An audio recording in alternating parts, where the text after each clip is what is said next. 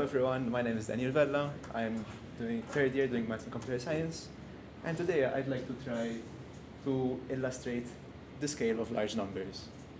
When we talk about large though, it's not really a concrete value. When we say large, what does large mean? If you ask a toddler what large is, they might say the biggest number they know, 1,000, or something like 1,100. But in the real world, we use values in the billions for populations, in the trillions for currency, and in physics especially, we've developed scientific notation to represent some things as large as the number of atoms in the universe. I'd like to start off with not exactly a similar operation, but an operation which grows very large, like Michael mentioned. But I'm going to start off with factorial, specifically 52 factorial, which is this large number here, a bit cropped out, but that large number there, which is about 8 times 10 to the power of 67. So this is going to be our anchor point for this talk. I would like to try to paint a picture of just how big this is to represent the next upcoming numbers. So let's say, as we know, or as most of you may know, 52 factorial is the number of ways of shuffling a deck of cards. When you shuffle a deck of cards, it's one of 52 factorial orderings. So let's say you are given 52 factorial seconds to waste or use however you would like. So you start off with just grabbing the deck of cards again. And you shuffle it and you draw yourself a 5-card poker hand in an attempt to get a royal flush, which is about 1 out of every that many, 650,000 hands. For those of you who don't know, a royal flush is 10, jack, queen, king, or ace, which are all in the same suit. Doesn't matter which suit as long as they're in the same suit. Now, clearly, this is not going to happen on your first, second, or even 1,000th attempt. So after you fail, you shuffle it and then wait a billion years.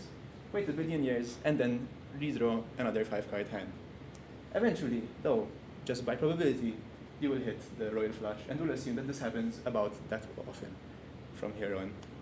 So you manage to hit the royal flush, and to celebrate, you throw a grain of sand into the Grand Canyon. And you repeat this. You start shuffling cards again, drawing poker hands. And you keep doing this, throwing grains of sand in the Grand Canyon. Eventually, you manage to fill up the Grand Canyon, which takes about 4 times 10 to the 19 grains of sand. You fill up the Grand Canyon. So to celebrate that, you walk to Mount Everest, because you have the time to do it, and you take an ounce of rock out of Mount Everest. And you start over again, shuffling decks of cards. Sorry, I forgot to add. You take an ounce of rock out of Mount Everest, and you empty the Grand Canyon again. And you start over, shuffling, throwing sand into the Grand Canyon, taking ounces of rock and emptying it. And you repeat this.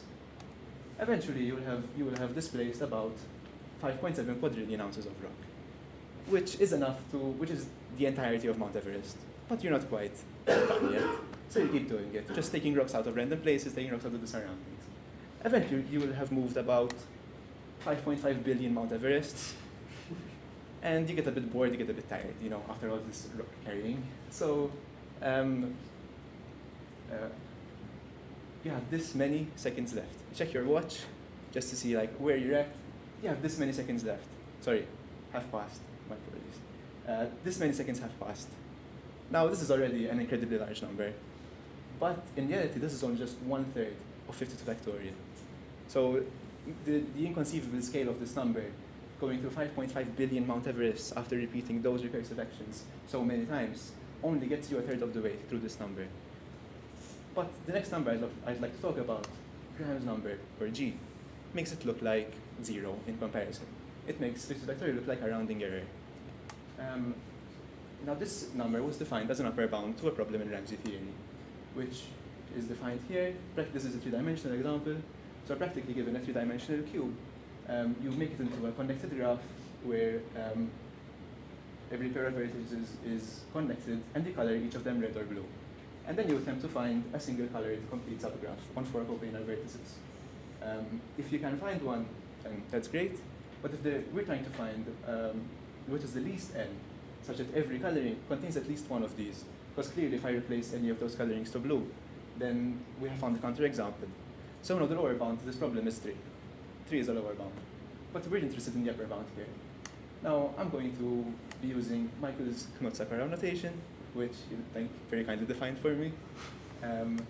So starting with 3 up arrow 3 cubed, And then there's the double arrow, which is already 7.6 trillion.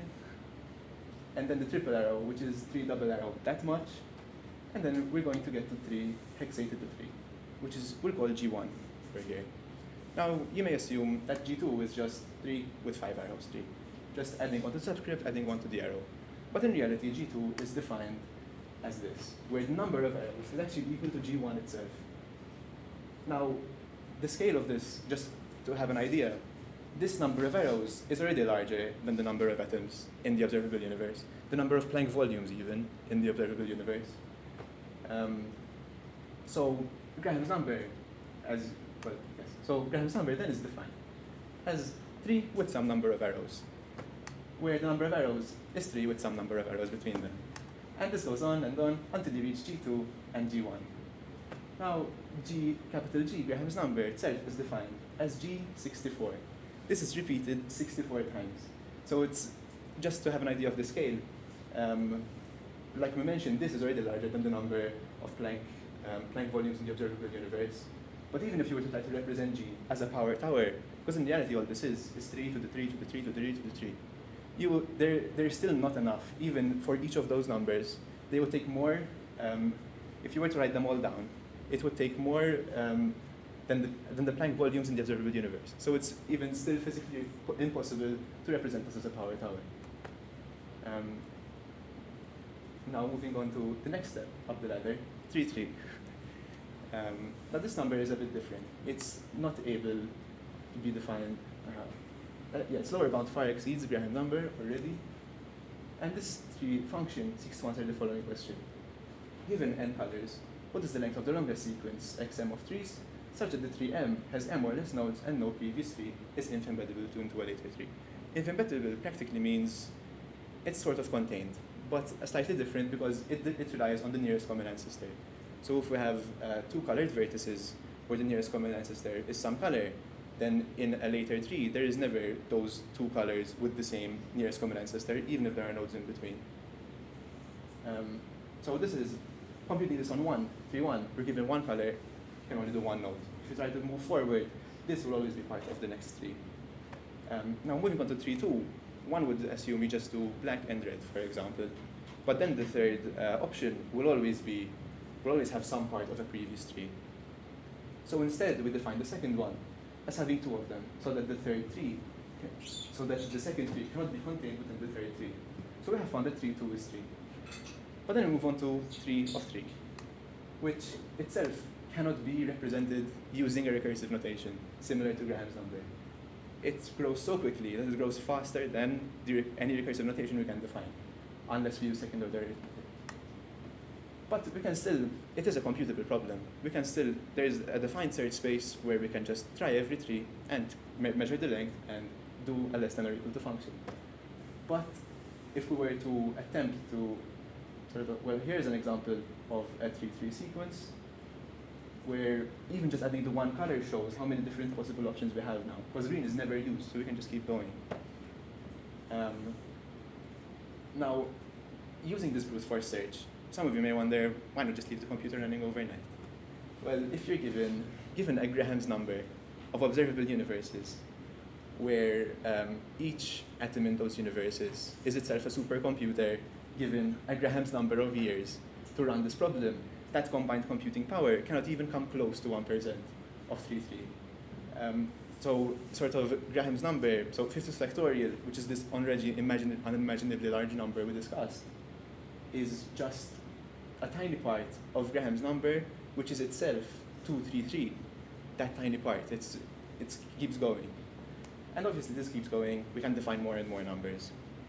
There are some other large numbers, like the SSG functions, about trees as well, but we don't have time for that. Instead, I'd like to have a small aside about how we can just define numbers. Sort of when Graham came up with Graham's number, his friend might have just been like, what about Graham's number to the Graham's number?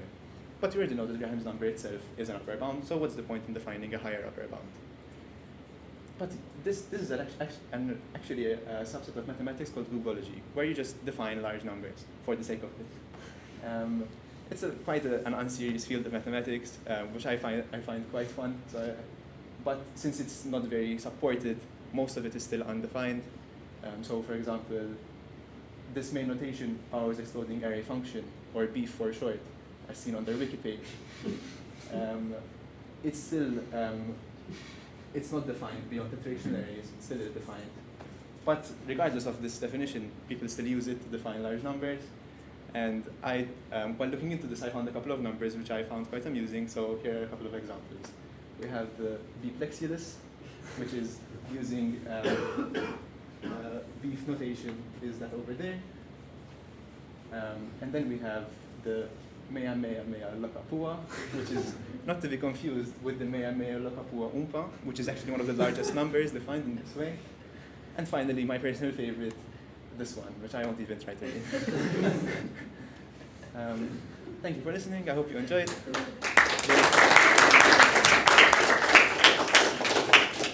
Are there any questions? I'm just curious where you got a value for how many grains of sand it would take to build the Grand Canyon. Just the volume of 1 grain of sand and the volume of the Grand Canyon. Average, obviously, but when the number is that large, the average cancels out. Any other? Yeah? You mentioned second order arithmetic in one slide. Mm-hmm. And you said that that was able to kind of write a closed form for 3-3. Yeah.